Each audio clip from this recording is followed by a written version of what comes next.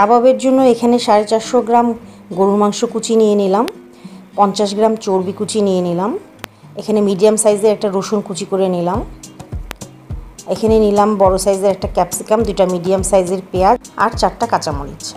সব কিছু কুচি করে কেটে নিলাম। এবার হাত দিয়ে ভালোভাবে চটকে নিচ্ছি। যদি সম্ভব হয় আরও কুচি করলে আরও ভালো হবে। এবার চটকে নেওয়া হয়ে গেছে। এবার হাতের মধ্যে নিয়ে চিপে চিপে যতটা সম্ভব ভালোভাবে রস বের করে নিয়ে আলাদা জায়গায় রেখে দিচ্ছি। সবগুলো থেকে এইভাবে রস বের করে নিচ্ছি। এবার মাংস কুচিগুলো নিয়ে নিলাম, চর্বি কুচি নিয়ে নিলাম, 1 চা চামচ লবণ, 1 চা চামচ চিলি ফ্লেক্স, 1 চা চামচ লাল মরিচের গুঁড়া।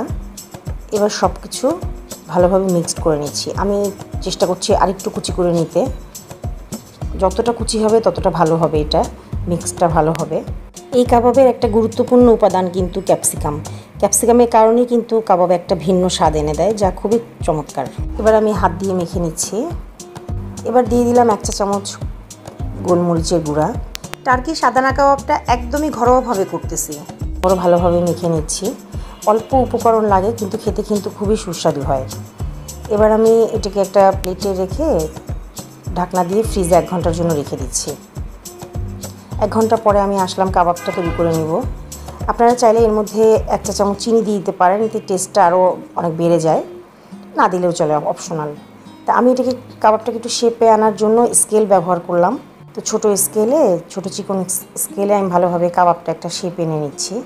এইভাবে একটু আঙ্গুলের চাপ দিয়ে একটু দাগটা করে নিব, দেখতে ভালো লাগে যেমন কাবাবে হয় আর কি। সবগুলো কাবাব এইভাবে তৈরি করে নিচ্ছি। এবার ফ্রাই প্যানটা গরম হয়ে গেলে আমি সামান্য তেল দিয়ে দিলাম। তেলটা গরম হয়ে গেলে একে একে কাবাব দিয়ে দিলাম। সবগুলো একসাথে না দিয়ে 3টা আগে দিলাম। তো এবার আমি ভেজে নিচ্ছি।